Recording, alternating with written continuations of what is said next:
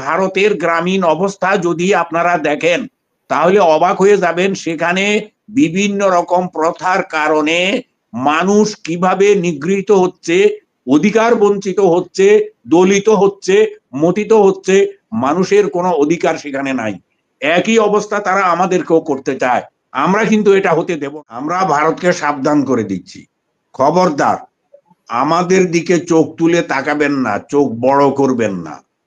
আপনারা সংযত হন, সম্মানের সঙ্গে কথা বলুন, আমরাও আপনাদেরকে সম্মান দিই। ধন্যবাদ আপনাকে। মূলত ভারত যেটা চায় সেটা বলে না, যেটা চায় না সেটা বলে, যেটা নাই সেটা বলে, যেটা আছে সেটা বলে না। ভারত আমাদেরকে শোষণ করতে চায়, ব্যবসা বাণিজ্যের মাধ্যমে শোষণ করতে চায়। আমাদের অন্যান্য যে সমস্ত আর্থিক দিকগুলি আছে এগুলি ধ্বংস করে শোষণ করতে চায়। আমাদেরকে একটি করদ রাজ্য বানাতে চায়। এইগুলিতে ব্যাঘাত সৃষ্টি হচ্ছে, এজন্য তারা এই অপকৌশলগুলি নিচ্ছে। বেশ কয়েকটি এই গত ৩-৪ মাসে তারা নিয়েছে। তারা বেছে নিয়েছিল শেখ পরিবারকে, একটা মাত্র পরিবারকে। বাংলাদেশের 18 কোটি মানুষকে তারা বেছে নেয়নি। যদি বেছে নিত, বাস্তবে তাদের ব্যবসা বাণিজ্য আরো ভালো চলতো এবং ব্যবসায়িক ভারসাম্যটা বজায় থাকতো। এখন ব্যবসায়িক ভারসাম্য বজায় নেই। তারা বিভিন্নভাবে আমাদেরকে নিগৃহীত করছে এবং ব্যবসায়িক লেনদেনের মধ্যে বিরাট এক ভারসাম্যহীন অবস্থা বিরাজমান। এটিকে তারা আরো ভারসাম্যহীন করতে চায়, কিন্তু এই কথাটি তারা বলে না। তারা নানান অজুহাত দিয়ে আমাদেরকে দমিয়ে রাখতে চায়।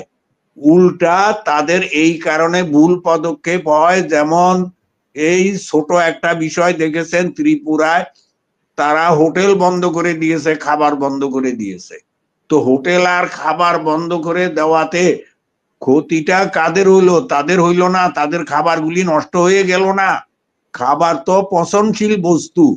এই বুদ্ধিটা তাদের নাই, বাস্তবেও নাই ভারতীয় সরকারের লোকদের মনে এবং মননশীলতায়, চিন্তায়। এই হলো বাস্তব অবস্থা। ভারত যদি আমাদেরকে বন্ধু মনে করে, আমরা তো বন্ধুত্ব করতে চাই, আমরা সমান অধিকার চাই, তারাও সমান অধিকার ভোগ করুক, আমরাও করি। সমানভাবে আমরা বাণিজ্য করতে চাই, তারাও করুক, আমরাও করি। আমরা সাংস্কৃতিক বিনিময় করতে চাই, তারাও করুক, আমরাও করি। সব দিক দিয়ে আমরা সমান চাই, কিন্তু ভারত এই সমানটি চায় না। তারা মনে করে দমিয়ে রাখলে বোধহয় লাভ বেশি।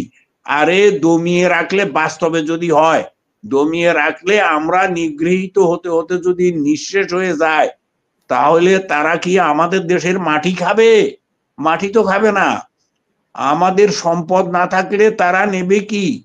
সম্পদ অর্জন করি আমরা নিজেরা, রক্ষা করব আমরা নিজেরা, এবং এইভাবে উন্নতিও করব আমরা নিজেরা। এই যদি আমরা করতে পারি, তো আমরা ভারতের চাইতে ইনশাল্লাহ এখন তো উন্নত আছি সব দিক দিয়ে, আরো উন্নত হব। বাস্তবে ভারতের গ্রামীণ অবস্থা যদি আপনারা দেখেন তাহলে অবাক হয়ে যাবেন। সেখানে বিভিন্ন রকম প্রথার কারণে মানুষ কিভাবে নিগৃহীত হচ্ছে, অধিকার বঞ্চিত হচ্ছে, দলিত হচ্ছে, মথিত হচ্ছে। মানুষের কোনো অধিকার সেখানে নাই। একই অবস্থা তারা আমাদেরকেও করতে চায়। আমরা কিন্তু এটা হতে দেব না। আমরা ইনশাল্লাহ উন্নত থাকব। আমরা ভারতকে ভয় পাওয়ার তো কোনো প্রশ্নই নাই। সরি, আমরা ভারতকে সাবধান করে দিচ্ছি, খবরদার আমাদের দিকে চোখ তুলে তাকাবেন না, চোখ বড় করবেন না। আপনারা সংযত হন, সম্মানের সঙ্গে কথা বলুন, আমরাও আপনাদেরকে সম্মান করব। ধন্যবাদ।